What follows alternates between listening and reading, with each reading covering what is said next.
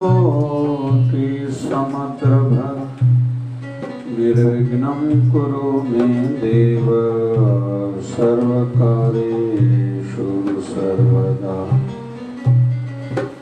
गुरुर्ब्रह्मा गुरुर्विष्णु गुरुर्देवो महेश्वरः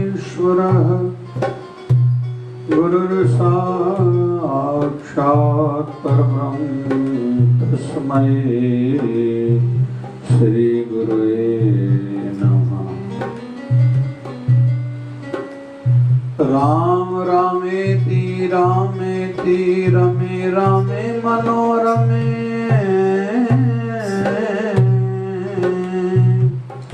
राम रामेति रामेति रमे रामे मनोरमे सहस्रनाम तत्तुल्यं राम नाम वरानने। श्री राम राम राम राम राम। शिवधारामृतवाणी तो जो मेरा राखा है भय न मुझको कोई है। परम प्यारे प्रियतम गुरुवर तू जो मेरा सहाय है। अंग संग तू हर जगह तू माता पिता सखा बंधु है। मैं ही बोलूं तुम न बुलाओ तेरी महिमा निराली है। संत दास मैं वाली जाऊं अपने गुरुवर प्यारे को। जागी शरण लेनी है चिंता उसे हमारी है। संत दास मैं वाली जाऊं अपने गुरुवर प्यारे को। जागी शरण लेनी है चिंता उसे हमारी है। गुरु मेरा रक्षक है गुरु मेरा रक्षक है। गुरु मार्गदर्शक है। गुरु बचाए गुरु संभाले घर बाहर संग साथी है। मैं ही बोलूं तुम न बुलाओ तेरी महिमा निराली है। गुरु पुकारो गुरु मनाओ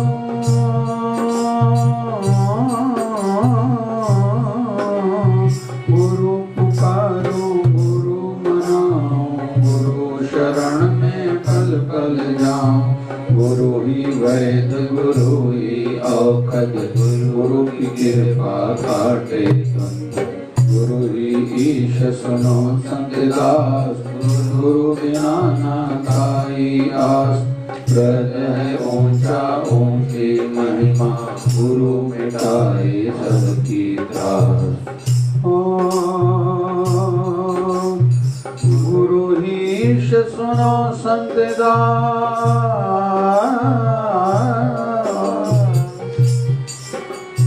गुरु बिना ना खाई आस। हृदय ऊंचा ऊंची महिमा। गुरु मिटाए सबकी त्रास। ओम जय शिवधाराय नमः। स्तुति प्रार्थना। हे प्रभु पतित पावन दीन बंधु दयावान। हे प्रभु प्रभु प्रभु हे प्रभु पतित पावन दीन बंधु दयावान। नारायण विष्णु जगतपते करो कल्याण। कृपा सिंधु भगत वत्सल लक्ष्मीपते करो दया। दीनहीन असहाय जान करो दास पे मया। शिव रुद्र आशुतोष सुरेश महेश दिनेश राम राघव सीतापते पुरुषोत्तम भगवान कृष्ण मधुसूदन केशव माधव मुरारी बंशीधर ऋषिकेश राधा वल्लभ गिरधारी मालक कालक जान तुझको शरण तेरी आया हूँ भक्तिहीन बुद्धिहीन जैसा तैसा तेरा हूँ सुमति भक्ति शक्ति दो यह है मेरी विनती भगत अपने पे प्रभु करुणा की नजर धरो जन्म जन्म के पाप करके आया तेरी दावन आया तेरी दावन दास की प्रार्थना स्वीकार करो हे भगवान माया मोह मिट जाए अंदर उजाला हो जाए यही प्रार्थना करता सेवक आस हो जाए पूरन जन्म जन्म के पाप करके आया तेरी दावन आया तेरी दावन संत दास की प्रार्थना स्वीकार करो हे भगवान माया मोह मिट जाए अंदर उजाला हो जाए यही प्रार्थना करता सेवक आस हो जाए पूरन आस हो जाए पूरन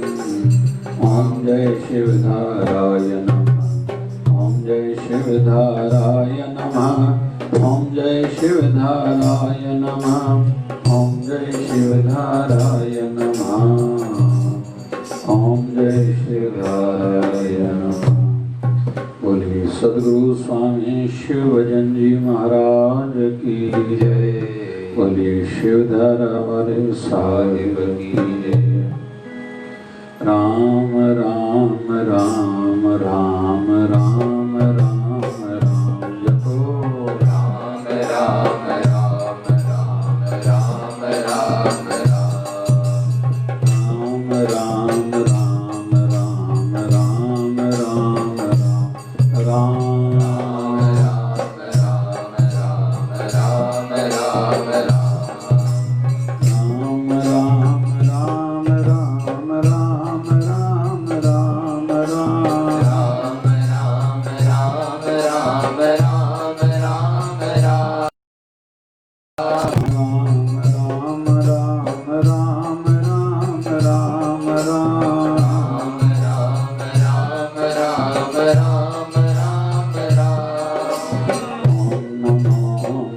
भगवते वासुदेवाय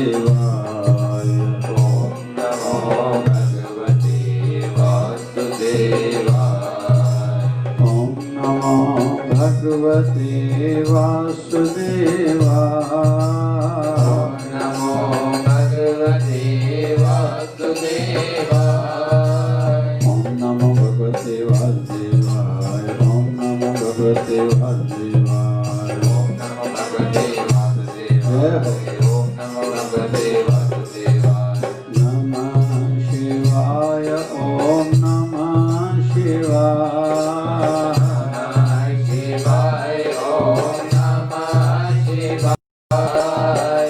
नमः शिवाय ओम नमः शिवाय शिवाय ओम नमः शिवाय बम बम भोले नमः शिवाय हर हर भोले नमः शिवाय बम बम भोले नमः शिवाय हर हर भोले नमः शिवाय ओम नमः शिवाय नमः शिवाय ओम नमः शिवाय ओम नमः शिवाय नमः शिवाय ओम नमः शिवाय ओम हरि ओम हरि ओम हरि ओम हरि ओम हरि ओम झूले झूले झूले लाल आयो आयो आयो लाल झूले झूले लाल आयो आयो आयो लाल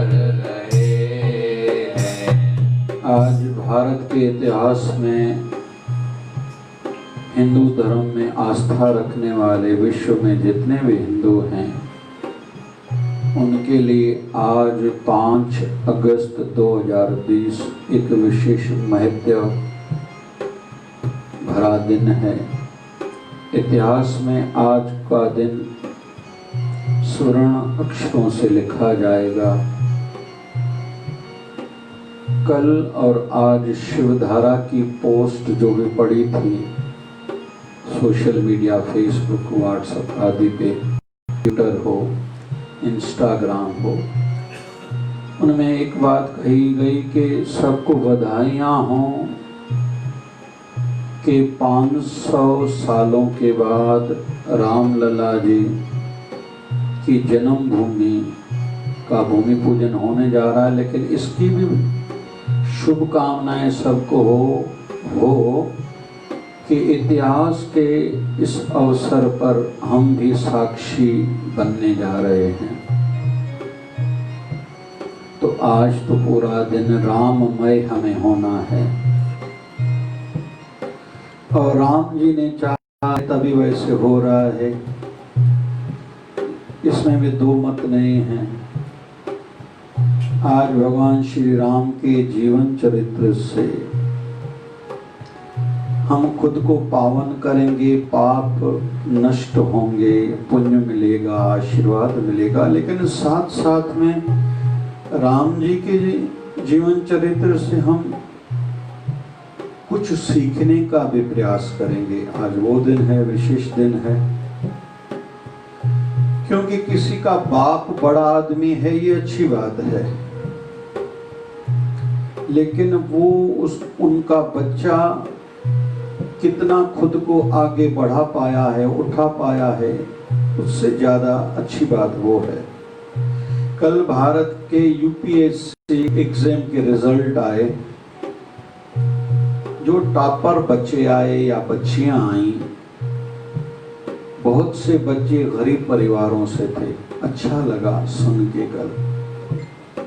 कुछ तो ऐसे भी बच्चे थे जो नौकरी करते हुए पढ़ाई जिन्होंने करी, और कठिनतम एग्जाम इसको माना जाता है, जो डायरेक्ट आगे चल के कलेक्टर बनेंगे या सीपी बनेंगे, बड़ी पोस्ट के अधिकारी बनेंगे।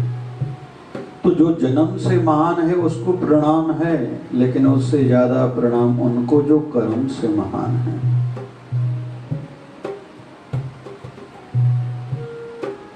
तो भगवान श्री राम त्रेता युग में अवतरित हुए हैं। अभी मैं कुछ मिनटों में राम जी के जीवन चरित्र से, कुछ रामायण में से होगा, कुछ रामचरितमानस में से होगा, और कुछ अलग रामायणों से होगा, और पुराणों में भी वर्णन है। तो थोड़ा थोड़ा प्रसाद सभी से लेंगे। कुल मिला के भगवान की महिमा भी गाने हैं आज। साथ साथ में हमें सीखने को क्या मिलता है, क्योंकि कठिनाइयां तो सबके जीवन में आती हैं। खुशी के पल भी आते हैं, तो खुशी के समय में जो बुद्धिजीवी हैं, जो ज्ञानी हैं, जो रसिक हैं, जो विवेकी हैं, वो कैसे खुशी मनाते हैं, और कष्ट के काल में, दुख की घड़ी में वो लोग कैसे खुद को बनाए रखते हैं, वातावरण को बिगड़ने से बचाते हैं, दूसरों को तसल्ली, सांत्वना देते हैं आदि। हमें ये सीखने को मिलता है। इसलिए कहते हैं जिनको आगे बढ़ने की इच्छा है ना, वो पढ़ा खूब करें, जिनको आगे बहुत बढ़ना है। सीखते रहना अंतिम श्वास तक है, और सिखाने की भी भावना होनी चाहिए। भगवान श्री राम ने जब रावण को तीर मारे थे, मरण अवस्था में था रावण, तो लक्ष्मण को कहा था जाके सीख के आओ। रावण चतुर्वेदी ज्ञाता हैं, चारों वेदों का ज्ञान रखने वाले हैं, ब्राह्मण शरीर हैं, और ऐसा भी कहते हैं कि राम जी को ये खुशी नहीं हुई थी कि मैंने रावण को मारा है। एक बार लक्ष्मण ने ये पूछा, प्रभु जिस व्यक्ति ने आपको तकलीफ दी, मां सीता का हरण किया, उसी कारण से आपने उनको मारा, फिर आपको खुशी नहीं हो रही है। तो भगवान श्री राम कहते हैं नहीं। तो लक्ष्मण पूछता है क्यों? तो भगवान श्री राम कहते हैं कि हे लक्ष्मण, एक तो वो बड़ा शिव उपासक था, मेरे प्रभु भगवान शिव जी का उपासक था, पुजारी था। दूसरा अच्छा शासक था, अच्छा राजा था, बुद्धिजीवी था। तो ऐसी हस्ती संसार में गई, मन को खुशी नहीं है कि मैंने उसको मारा है, कहीं तो भी मन में एक दुख है, ये ठीक नहीं हुआ। चलो वातावरण वैसा बना आया लेकिन ठीक नहीं हुआ। तो सीखते रहना चाहिए अंतिम श्वासों तक। जिसने कहा ना मैं जानता हूं, मुझे सब समझता है, मुझे कोई नहीं सिखाए, उसके जीवन से कभी भी अधूरापन नहीं जाएगा। और जिनको पूर्णता चाहिए, भक्ति की दृष्टि से तो भक्ति करे, आध्यात्मिक दृष्टि से खूब भक्ति करे, अंदर से ही पूर्णता आती है। संसारी दृष्टि से अगर कहें तो सीखते रहने की आदत हो, लेकिन आध्यात्मिक जगत में भी जब तक सिद्धि मिले तब तक सीखना है, अच्छे वातावरण में जाना है। क्योंकि हम जो है ना सामाजिक प्राणी हैं। इन दिनों में हमने देखा है बहुत लोग जो नौजवान जिम जाते थे, जिम बंद है इन दिनों में, शायद आज से खुलने वाले 5 तारीख से। तो जिम बंद है, तो चाहे तो वो घर पर भी एक्सरसाइज कर सकते हैं, लेकिन वो कर नहीं रहे। लगभग सबका शरीर बेडोला हो गया है। और ऐसी समाचार की बातें सब जगह से आ रही हैं। क्यों? घर में वैसा वातावरण नहीं है। एक गाल सुठी चवंदा आहिनि, सिंधु ऐं हिंद में फ़र्क़ु कहिड़ो आहे? सिंधु में अगला माण्हू सुम्हंदा हुया राति जो ॿाहिरि खटनि ते, त सुबुह जो खट खे सिधो करे उल्टो करे रखंदा, माना सुम्हण वरी साॻो राति जो थी। हाणे सॼो ॾींहुं पलंग विछाए पिया, जेतिरा दफ़ा वणी जेतिरो वणी सुम्ह, कोई पुछण वारो बि न थी, मयार बि न थी, ऐं तुंहिंजे कमरे में विछायो पियो आहे, जेतिरो सुम्ह, शाबस आहे, पलंग खे जेतिरो वक़्तु बर्दाश्त करे। तो वातावरण का प्रभाव पड़ता है। इसलिए कहते हैं ऑफिस का काम, दुकान का काम, पढ़ाई बेडरूम में कोशिश करके नहीं करनी चाहिए। भक्ति या तो वैसा वातावरण बनाओ, वातावरण का मन पर प्रभाव है। तो भगवान श्री राम जी के जीवन से अभी प्रारंभ करते हैं। रामचरितमानस के आधार पर कहते हैं हर कल्प में कहते हैं जब 4 युग आते हैं, सतयुग, त्रेता, द्वापर, कलयुग, हर कल्प में भगवान श्री राम आते रहे हैं और आने के पीछे कारण अलग अलग रहा है।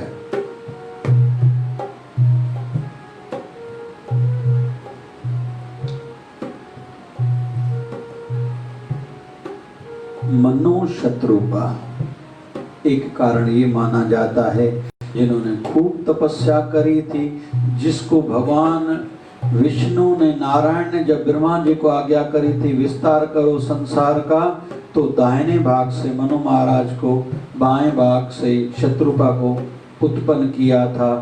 दोनों का विवाह हुआ था, दोनों ने खूब तपस्या करी थी। वो आज धरती भारत में है। जिस धरती को वरदान मिला हुआ है वहां कलयुग का प्रभाव नहीं पड़ता। उस तीर्थ क्षेत्र का नाम है नैमिषारण्य।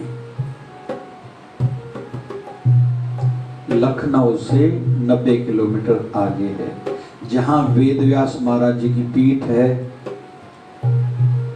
शौनक ऋषि आदि भी वहीं हुए हैं। सत्यनारायण की कथा भी पहली बार जो धरती पर गाई गई थी वो धरती वही है।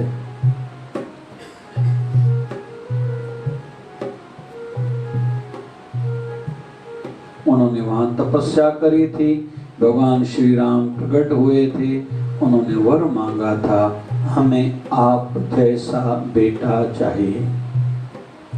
भगवान ने कहा मेरे जैसा तो केवल मैं ही हूं। तो भगवान ने वर दिया, आपने जितनी तपस्या करी है, पहले बैठ के करी थी, फिर खड़े होके करी थी, फिर खाना खाना छोड़ दिया था, फिर पानी पीना छोड़ दिया था, फिर श्वास लेना भी छोड़ दिया था। उसके फल रूप में भगवान ने उनको दर्शन दिया था। तो इससे हम ये सीखने को मिल रहा है, उपवास केवल भोजन बदल के फलाहार खाना, साबूदाना खाना, इसको नहीं कहा जाता। भगवान के सच्चे भक्त ऐसे भी तपस्या करते हैं। बाबा शिव भजन जी महाराज भी कई 40 दिन के उपवास रखते थे। दिन में एक बार एक छुहारा खजूर और एक बार पानी की लोटी, इस पर 40 दिन उपवास रखते थे। केवल अपने आश्रम में नहीं, हरिद्वार ऋषिकेश में बाबा जी ने बहुत उपवास रखे हैं, जबकि उनका शरीर करके रहना पाकिस्तान सिंध शिकारपुर में रहता था। मतलब तपस्या के लिए कभी घर भी छोड़ना पड़ता है, तभी जाके मन स्थिर होता है। आज मैं जो भी कहूँगा उसके पीछे हमें क्या सीखने को मिल रहा है, ये बात कहता चलूंगा। राम जी अवितरित हुए हैं। कब अवितरित हुए हैं? जब राजा दशरथ की आयु का चौथा चरण था, वृद्ध अवस्था हुई थी। 3 विवाह बातें में इसलिए आती हैं कि पहले पत्नी से विवाह नहीं, संतान नहीं हुई थी, फिर दूसरा विवाह करा, फिर तीसरा करा। गुरुवर को निवेदन करा, संतान नहीं हो रही है, पुत्रेष्टि, उन्होंने यज्ञ कराया है, हवन कराया है। जिस हवन में आहुतियां डलवाई गई थी उनसे पवित्र भाव से हवन किया गया था। यज्ञ देवता प्रकट हुआ था, उन्होंने चरु प्रसाद दिया था, जय के पाण सिंधी चुनाव खीरणी। राजा दशरथ को गुरु महाराज वशिष्ठ महाराज ने दिया, तीनों रानियों को थोड़ा थोड़ा खिलाना। मतलब जो भी जीवन में चाहिए, मांगना है तो भगवान से मांग सकते हैं। मांगना है, संसार के पास जाना नहीं है, मुझे ये चाहिए। और सच्चे भाव से भक्ति की जाती है तो वो भक्ति का फल मिलता है। हमें नहीं मिल रहा है कहीं, तो भी भक्ति में हमारा मन नहीं लगता होगा, सच्ची भक्ति नहीं होगी, विचार इधर उधर चलते होंगे। चरु प्रसाद के 3 भाग किए गए थे। मां सुमित्रा के हाथ में जो चरु दोना प्रसाद था हाथ में, वो कहते हैं चील आई थी, पंछी आया था लेके उड़ गया था। पर्वत पर हनुमान जी की माँ अंजना देवी तपस्या कर रही थी, शिव जी की आंखें बंद थी, उनकी गोद में जाके वो दोना प्रसाद का गिरा था। उन्होंने भगवान शिव जी का प्रसाद मान के वो खाया था, जिनके फल रूप में बजरंग बली का अवतरण हुआ था। बाकी 2 भाग रहे। दोनों रानियों ने, मतलब माँ कौशल्या और माँ कैकेयी ने थोड़ा थोड़ा प्रसाद माँ सुमित्रा को दिया। उन्होंने प्रसाद पाया, उनके फल रूप में उनको 2 बेटे हुए थे। और माँ कौशल्या को भगवान श्री राम अवतरित हुए थे, उनके यहाँ माँ कैकेयी के यहाँ भरत जी। बाल्यकाल की लीलाएं भगवान श्री राम की विशेष नहीं मानी जाती हैं। राम जी के जीवन में जो निखार आया था, संसारी दृष्टि से देखें तो वनवास जब गए थे, मतलब जीवन में जिसके कष्ट जब बहुत आते हैं तभी वो तराशा जाता है परिस्थितियों के माध्यम से।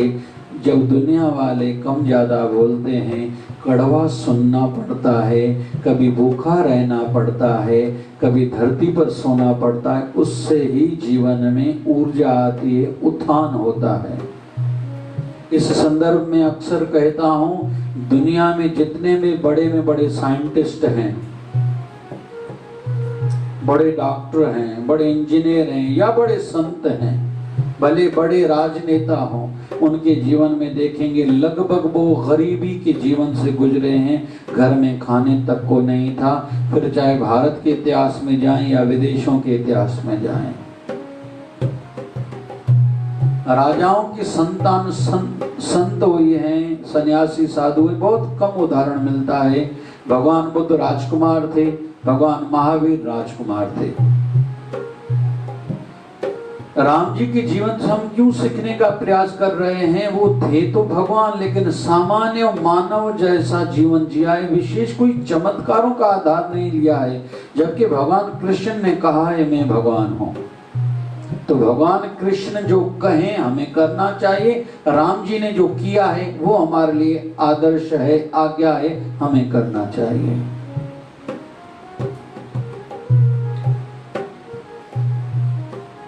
राम जी का विवाह हुआ है। विवाह के बाद एक दिन ऐसा आया कि मां कैकेयी के महल में राजा दशरथ हैं। अभी थोड़े थोड़े में लेता जल्दी से जल्दी और ज्यादा से ज्यादा प्राप्त कर सके हम लोग।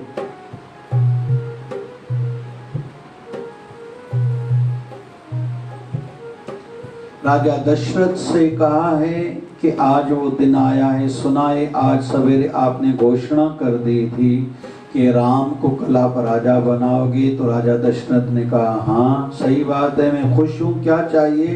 तो मां कैकेयी ने कहा था मेरे तो वचन उधार हैं आप पर। बोले हाँ याद है, मांगो, मैं तो कहता हूँ क्या चाहिए।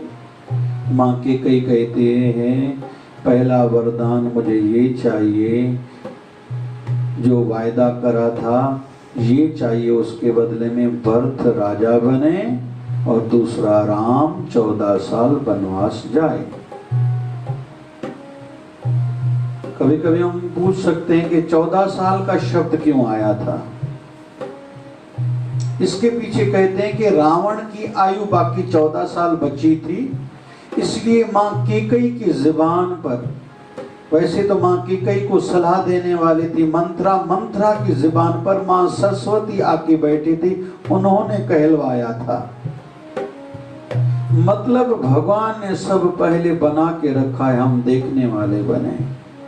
हमें लगता है ऐसा हो रहा है हमारे साथ, वैसा क्यों हो रहा है, वैसा क्यों नहीं हो रहा है। भगवान ने पहले सब ठीक करके रख दिया है।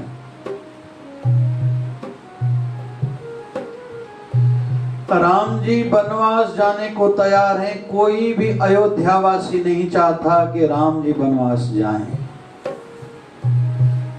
क्यों? राम जी में एक गुण बाल काल से लगभग 12-13 साल की आयु से देखा गया था। कौन सा? ब्रह्म मुहूर्त में उठना है, मतलब लगभग 4 बजे सवेरे उठना है।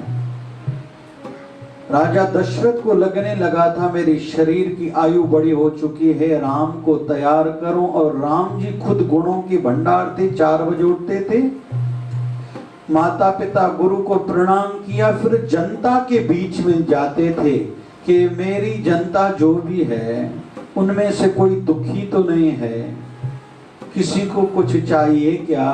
फिर गली गली घर घर जाते थे। राम जी को जनता का पता चल चुका था, जनता को ये समझ में आ गया था कि राम जी श्रेष्ठ हैं, वैसे बड़े राजकुमार हैं, कल हमारे राजा बनने वाले हैं। तो पूरी तौर पर जनता भी राम जी से प्रेम करती थी। जबकि भरत की बात कही जाए, भरत की माँ मतलब माँ कैकेयी लगभग अपने बेटे को मतलब भरत जी को ननिहाल ही भेजा करती थी कि वो वहां रहे। मतलब मां की सोच से भी बच्चे का भविष्य बदल सकता है, बन भी सकता है, बिगड़ भी सकता है। भरत जी परिचित नहीं थे जनता से, न जनता उनसे प्रेम करती थी, न भरत जी जनता में जाते थे। तो कोई भी अयोध्यावासी नहीं चाहता था कि राम जी वनवास जाएं, हमें छोड़ के जाएं। अंततः ऐसा भी हुआ, जनता ने कहा हम आपके साथ चलेंगे।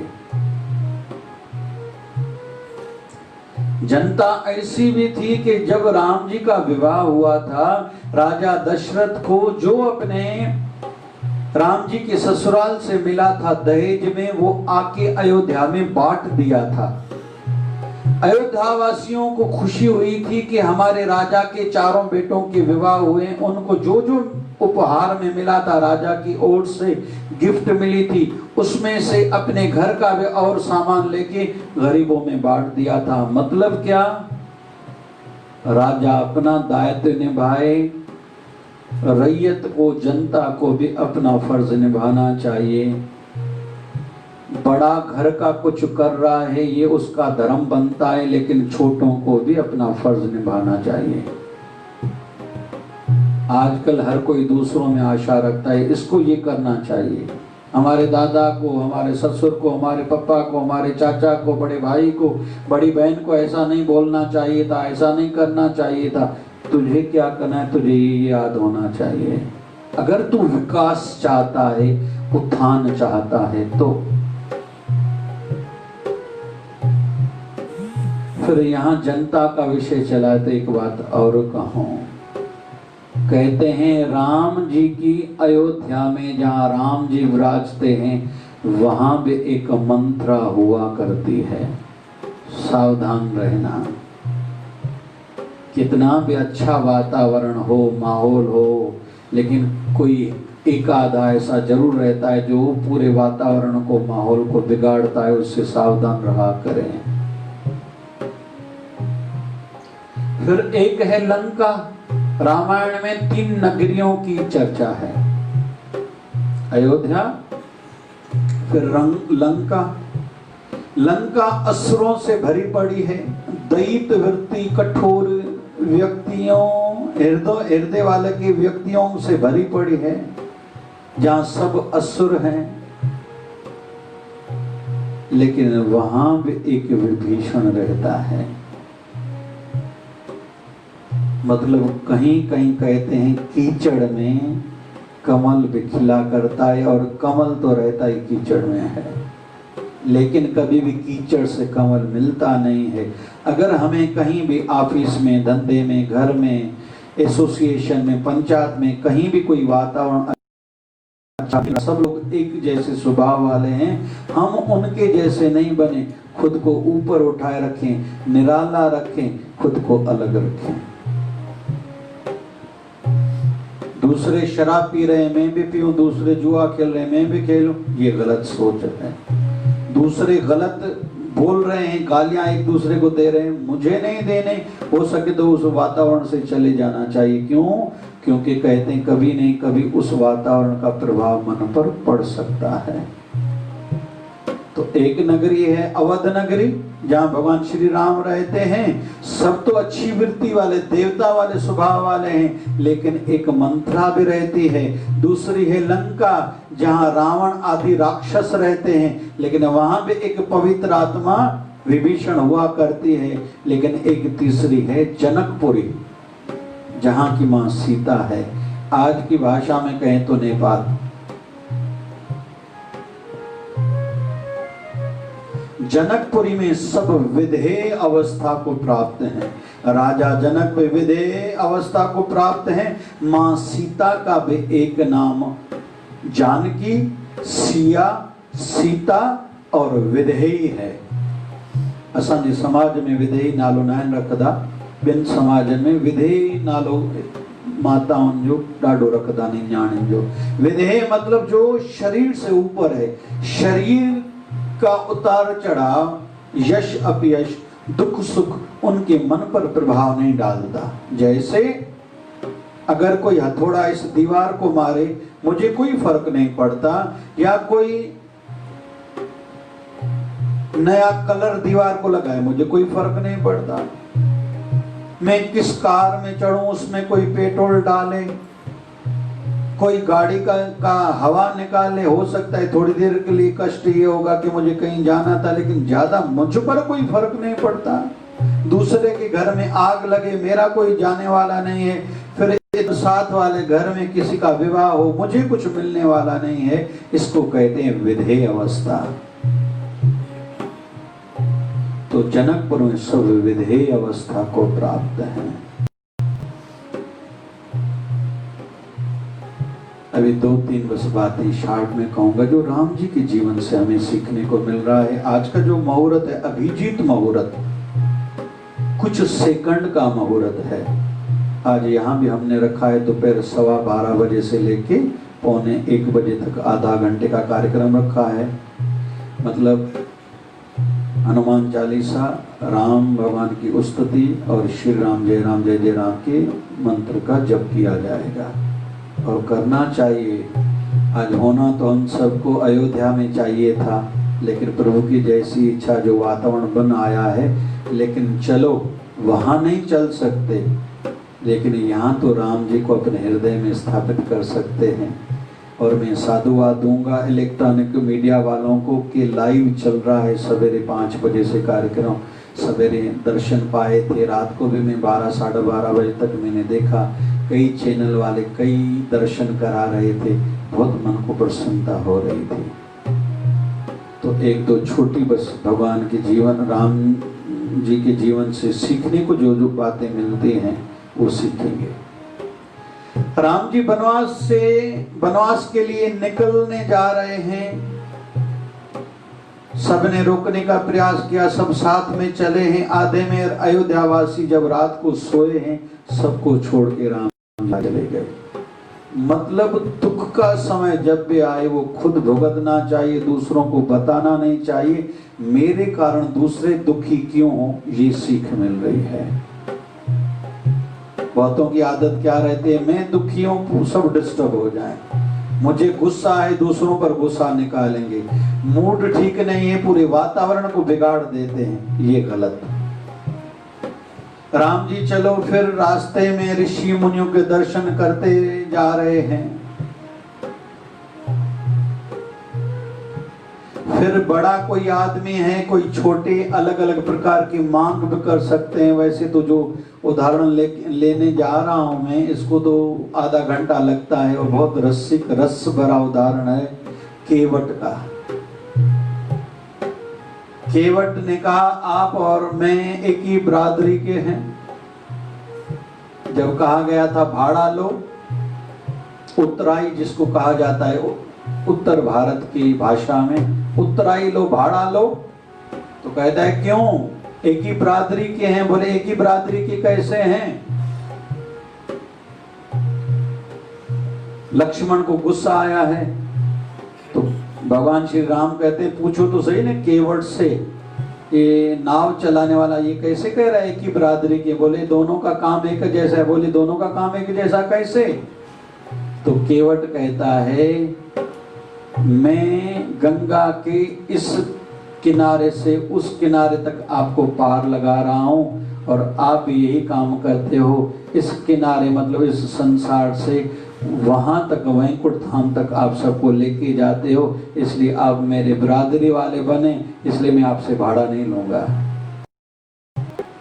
और दूसरा, इस प्रसंग से बातें तो वैसे बहुत सीखने को मिलती है कि अवसर जब भी मिले हाथ से जाने न दें।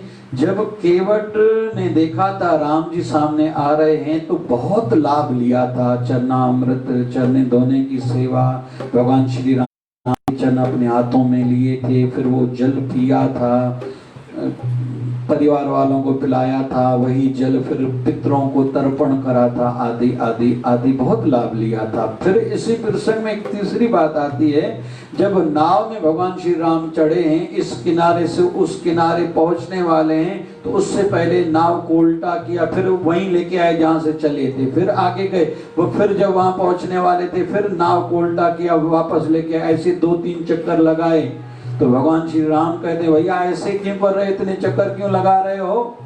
तो केवट कहता है भगवान हमें तो 84 लाख बार भटकाते हो, तुम तो 3 बार में थक गए हो, कभी हमारा एहसास हुआ है? हम भी तो थकते होंगे। ये जोड़ियां भी आपने बनाई, बुरे कर्म पाप भी आपने बनाए, कराते हमसे हो, सजा हमें भुगतनी पड़ती है, तो 84 लाख बार घूमना पड़ता है। तो इस प्रसंग से हम लोग ये सीखते हैं कि भगत जिसकी भावना सच्ची है ना, तो वो भाव में कुछ भी कहता है प्रभु फिर उन भोलेपन पर भी राजी होते हैं। फिर ऋषियों के पास गए हैं, मतलब दुखद समय में भी अपने धर्म कर्म आचरण सोच में बदलाव नहीं लाना चाहिए। फिर राम जी गए हैं, पूछा है मैं कहाँ रहूं? तो ऋषि ने कहा है पहले भगवान आप बताओ, पहले आप कहाँ नहीं हो मैं बताऊं। चित्रकूट के लिए आज्ञा, इशारा मिला, वहां गए हैं। वहां भरत आया है। भगवान राम जी को 3 राज्य मिले थे, जो नहीं लिया था दूसरों को दे दिया। भरत आया था, अभी भले बोल रहे हैं मैं राजा हूँ अयोध्या का, लेकिन मैं तो आपका दास हूँ, मैं आपको राज्य दे रहा हूँ, आप अपना राज्य स्वीकारो। तो भगवान राम जी को पहला अयोध्या का राज्य मिला, नहीं लिया, वहां का राजा थोड़े समय के लिए ही सही भरत को बनाया। किष्किंधा का भी राज्य मिला, लेकिन वो सुग्रीव को दिया। लंका का भी राज्य मिला, लेकिन वो नहीं लिया, वहां विभीषण को राजा बनाया। फिर जब अयोध्या आए तब वहां के राजा बने। इस प्रसंग से हमें सीखने को ये मिलता है, दूसरे के अधिकार पर, हक पर, पराये माल पर, पैसे पर, प्रॉपर्टी पर कभी भी अपनी नजर नहीं होनी चाहिए। जो मेरा है वो मेरी चीज है, बाकी दूसरों पर मेरा कोई अधिकार नहीं है। कहीं ऐसा अवसर मौका मिलता है, हम चाहें तो हड़प सकते हैं, ये आदत अच्छी नहीं है। बहुतों की आदत ऐसे रहती है, बैंक से लोन लिया, चुकाने के लिए बैंक वाले चक्कर तो लगाएं, किसी से कर्जा लिया, बोले याद ही नहीं है, आदि आदि आदि। मेरा ख्याल यहाँ रखते हैं, क्योंकि राम जी की गाथा कोई पूरी तौर पर गा ही नहीं सकता। ऐसी इच्छा थी राम जी के जीवन से प्रसाद लें। पूज्य शिवधारा आश्रम की ओर से रोज का वचन निकलता है, 5 अगस्त का वचन। आश्चर्य किस बात का करें? आश्चर्य किस बात का करें? यह शरीर नाशवंत है, संसार भी नाशवंत है, स्वार्थी है। यहाँ कोई किसी का सगा और सच्चा न था, न है, न होगा। प्रभु, गुरु और माता पिता ही बस अपने हैं। प्रभु, गुरु और माता पिता ही बस अपने हैं, बाकी यहाँ कोई न किसी का सगा, न किसी से कोई सच्चा था, न है, न होगा। इसलिए आश्चर्य न करें, ये दुनिया का दस्तूर है, नियम है, स्वीकार करें, उस अनुसार अपना आचरण करें। बोल बाबा शिव भजन जी महाराज की जय। मंज साईं शिव धारा वारा, खुशों सब में विरायण वारा। शिव धारा वारा, खुशों सब में विरायण वारा। जो हिम्मत वचन कमाया, मंज करम कट्यो सब माड़ा। वचन कमाया,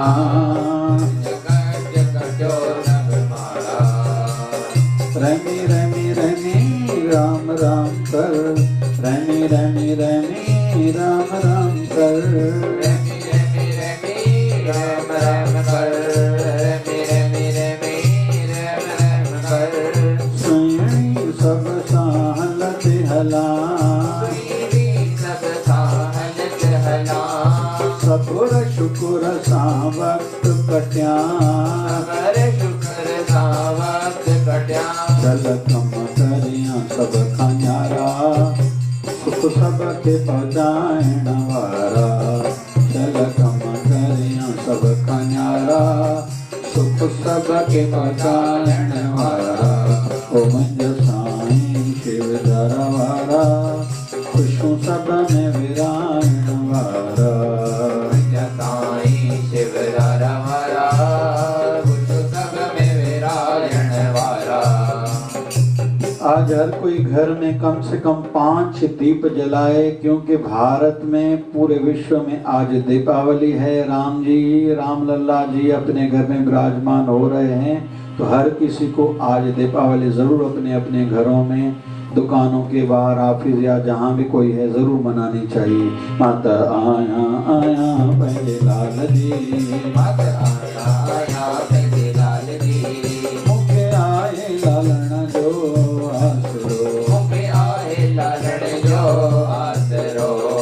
आयो लाल झूलेलाल, झूलेलाल आयो लाल। इंदन वारो आयो लाल, थोड़े वारो आयो लाल, पल्ली वारो आयो लाल। लाल झूलेलाल, झूलेलाल झूलेलाल, लाल झूलेलाल, झूलेलाल झूलेलाल, लाल झूलेलाल, झूलेलाल झूलेलाल, लाल झूलेलाल।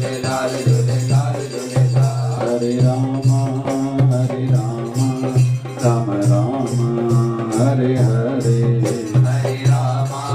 हरे राम राम राम हरे हरे हरे कृष्णा कृष्णा कृष्णा हरे हरे हरे कृष्णा कृष्णा कृष्णा हरे हरे हे पूरन परमात्मा पापों का कर खात्मा हे पूरन परमात्मा पापों का करे आत्मा विश्व बने धर्मात्मा हम सब तेरी आत्मा हे पूरन परमात्मा पापों का करे खात्मा विश्व बने धर्मात्मा हम सब तेरी आत्मा प्यारा प्यारा जय शिवधारा प्रेम की धारा जय शिवधारा निर्मल